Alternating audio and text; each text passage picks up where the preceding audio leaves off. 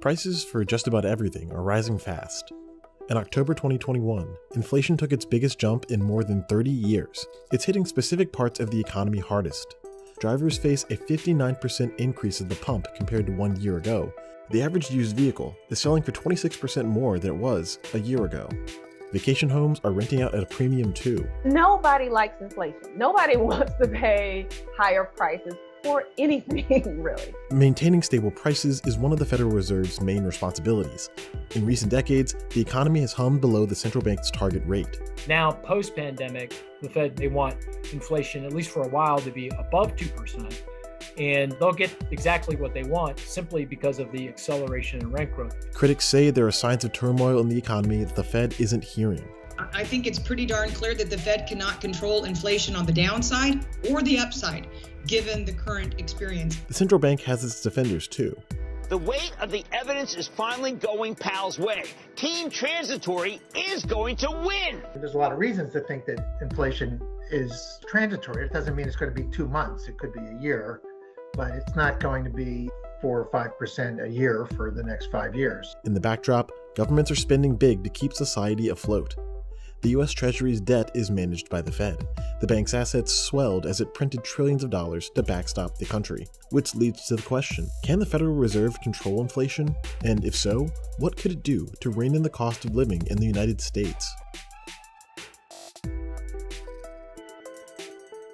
The people who manage the U.S. economy prefer to keep inflation around 2%.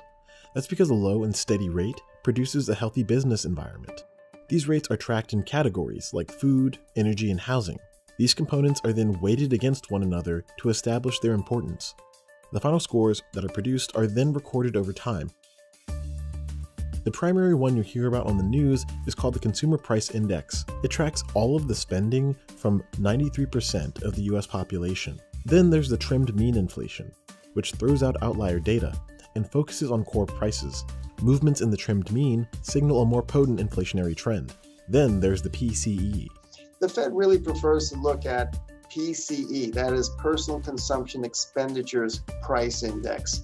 The Fed's preferred measure of inflation is broader than the trimmed mean, but it throws out some data from the energy and food sectors. That's because prices take bigger swings in these industries more frequently. What's included and what's excluded from each inflation index impacts its reliability. Some, like Danielle DiMartino Booth, a former Dallas Fed employee, believe that the PCE is flawed. My biggest issue with the PCE is that for your average American household, you spend between 40 and 50% of your income on housing. If you look at it through that simple of a prism and understand that the PCE's input for housing is only around 22%, then you see that you're undercounting households' biggest expense by a wide margin. In the fall of 2021, the PCE numbers spiked to generational highs. When events like that happen, public officials turn to the Fed for answers. The Federal Reserve was originally set up to create a stable American banking system. Its role has expanded over its century-long existence. In 1977, Congress gave it a dual mandate. Part of that mandate is to maximize employment. The other part of that mandate is to stabilize prices or to basically keep inflation in check. Wilson says that the Fed's ability to manage inflation depends on the extent to which inflation is driven by the labor market. We're currently seeing inflationary pressures largely because people have shifted their consumption from purchase of services to purchase of goods. That has caused demand for goods to outpace the supply of goods in a period of time that suppliers did not have adequate time to really respond to that increased demand. In 2021, a sputtering global supply chain and backed-up ports are causing delays. Many people, including the leaders of the Fed, don't believe the economy has settled. Chair Powell previously said this bout of inflation is transitory, but now he's walking back from using that language. We tend to use it to mean that it won't leave a permanent mark in the form of higher inflation. I think it's probably a good time to retire that word and try to explain more clearly what we mean. The central bank believes current conditions don't change the long-term outlook. That's because in recent years, inflation has actually been lower than what the Fed wanted. Pre-pandemic, inflation was soft. The Federal Reserve had a 2% inflation target. It was below 2%. Now, post-pandemic, the Fed has been saying they changed their thinking here. They want inflation, at least for a while, to be above 2%. And they'll get exactly what they want simply because of the acceleration in rent growth. In 2019, newly elected Chair Powell argued that long-term expectations of inflation were low. Experts observing the labor market reported that the interest rate liftoff that began in 2019 cut the recovery short. Then, an unexpected event, the pandemic, pushed the central bank to create accommodative financial conditions. That means dropping interest rates, which in theory will make prices rise more quickly. Nobody likes inflation. Nobody wants to pay higher prices for anything, really. Economists believe that expectations are the primary driver of inflation. Well, people think inflation is going to be high for a long time. They're going to say, hey, Mr. Employer, you got to give me a bigger pay increase because inflation is going to be high. And the businessman says, if he thinks or she thinks inflation is going to be high, they'll say, fine, no problem. I'll give you a bigger pay increase, and then I'll pass along the higher price increase to consumers. And then lo and behold, people's expectations, their views of the future inflation actually results in higher inflation. That's the problem. A wage raise means a corresponding rise in prices, unless productivity is increased proportionately. What do you want, a guy with 4 arms? But even people within the Fed think these models are broken. In September 2021, a senior economist at the Board of Governors published a paper. It was titled, "Why Do We Think That Inflation Expectations Matter for Inflation?" That's definitely a non-consensus view. The paper argues that the field of mainstream economics provides cover for a, quote, criminally oppressive, unsustainable, and unjust social order. The paper reflects the views of a wider movement of people who think the Fed needs reform. There was an internal debate inside the Fed in 2008, in 2009, in 2010. Why did we miss the financial crisis? Why did we miss the subprime crisis? And it was determined at the time that the Fed's inflation model really was broken, because had it incorporated securities prices, had it properly incorporated the price of housing, residential real estate, then the Fed wouldn't have been blindsided ahead of the financial crisis. So what they did after writing all these internal white papers and determining that they needed a new inflation regime was nothing. And because they needed this broken model to hide behind, which systematically understates inflation so that they could keep easier monetary policy than they would otherwise to prop up the stock market. Many people who watch the Fed cite breakdowns in models like the Phillips curve. The Phillips curve is a model that economists use to make interest rate decisions. The model contains 2 inputs, inflation rates and employment data. Various forces shift where the economy is along the curve at any point. When the employment indicators point to a tight labor market, the plot of the Phillips curve shifts to the left. That means that there are more jobs open than there are workers to fill the roles. That also increases the pressure on employers to raise wages, which means higher rates of inflation. The Fed can control inflation when it's coming from the labor market. Their main tool for doing that is the federal funds rate. And by lowering that rate, it tends to help to spur economic growth and job creation. And when they raise that rate, it tends to slow that growth and the resulting job creation. The reason for doing that would be if there were concerns about inflation growing too fast or potentially getting out of control because the unemployment rate is too low and starting to put upward pressure on prices because there is upward pressure on wages. Some economists believe that in 2019, the official models produced an error. That year, unemployment dropped to 3.5%. When unemployment gets this low, the Phillips curve tells us that prices should start to rise. The Fed started to hike interest rates before sending them back down in the pandemic.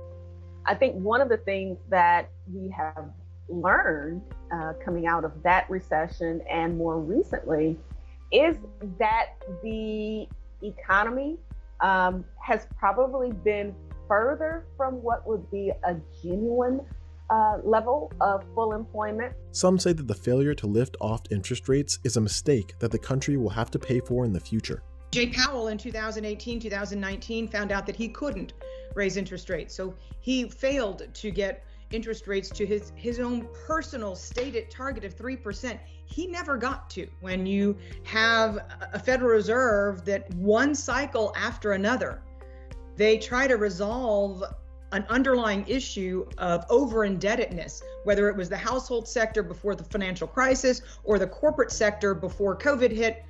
Every time they have a crisis hit, they try and solve the problem of over-indebtedness by putting more debt into the economy. Others still believe that the country is in an extraordinary time that calls for emergency measures. The current environment that we find ourselves in is extremely unusual. All of that really is affecting inflation in a way that we wouldn't typically see during the normal course of how the economy functions. In recent decades, outside forces changed labor in fundamental ways. When unions were a force to be reckoned with, and when employees had the upper hand, then there was a very tight relationship between inflation and wage inflation. So you could have this spiral of rising wages. When we started to de-unionize the country, when employers started to outsource to India and other countries and started exporting deflation because its labor was so much cheaper, all of these elements ended up giving employers the upper hand over employees in America. So the efficacy of the Phillips curve started to become kind of outmoded. And there wasn't this immediate feedback effect from rising prices into rising wages. Policy decisions informed by models like the Phillips curve have had a real impact on American workers. The wages and benefits of a typical worker were suppressed in the period 4 decades after 1979. Why is that? Well, it's not because the economy was doing poorly or because of automation or because of low productivity growth. In fact, it was because of policies which generated a situation where wages were suppressed. Excessive unemployment because of failed macroeconomic policy, monetary and fiscal policy, to the bashing of unions, the decline in union membership, the failure to increase the minimum wage along with inflation, various new policies of corporations forcing people to sign non-competes and forced arbitration agreements. As a result, leaders are making adjustments to prepare for the new normal. Longer-term inflation expectations, which we have long seen as an important driver of actual inflation, and global disinflationary pressures, may have been holding down inflation more than was generally anticipated. President Biden nominated Powell for a second term, hoping that would help the Fed maintain its independence. I'm nominating Jerome Powell. That will be important as the group embarks on a new and unusual decade. So I think the strategy the Fed is now pursuing, and it's a stated strategy, is to try to keep the job market really tight, really strong, for an extended period. And that means then you'll see stronger wage gains across all income groups, but particularly low wage groups. But it's a tricky thing and, very difficult to pull off. The Fed has kept interest rates near zero for more than a decade, and the outlook suggests that it will keep rates low for the foreseeable future. That's because the United States and countries around the world have failed to hit their inflation targets in recent years. The Fed itself was incapable before of creating inflation. It was, quote unquote, pushing on a string. So it said, we're going to allow inflation to run hot going forward so that we can try and balance out all of these years of not being able to produce the inflation that we said we wanted to target, of being underneath that 2% target for so many years. In other words, if the temporary bottlenecks caused by the pandemic and its supply chain disruptions fade, we'll need to keep interest rates low to keep the economy afloat. Some say the Fed may be better off pursuing a higher long-term inflation target, possibly of 3%. That can fight the expectations of sluggish future growth. I think that deflationary forces will continue to be a force, especially up the income ladder. Now that you can put an entire law library into a little chip of big data, you don't need a paralegal in the United States. You can get a paralegal in India. So higher income paying jobs right now are the ones that are at risk of being sent over shores, and nobody's talking about that. You're actually going to have inflation in terms of the amount of education you need in America. You're going to need that graduate degree to have the pure certainty of income security going forward, because you're going to need that next skills level up, because a lot of jobs that require a bachelor's degree are going to go away. So that disinflationary impulse is going to be there. But in the short term, the Fed and the entire country will wait to see if these price spikes calm. There's no obvious direct way the Fed can help. Really, the onus, I think, is on on Congress and administration. Lawmakers do have the tools, the ability. I don't think that the American Rescue Plan created this crisis, or that the Fed's monetary policy has created the inflation problem. Their ability to change the interest rate would do something. It would slow the pace of the recovery.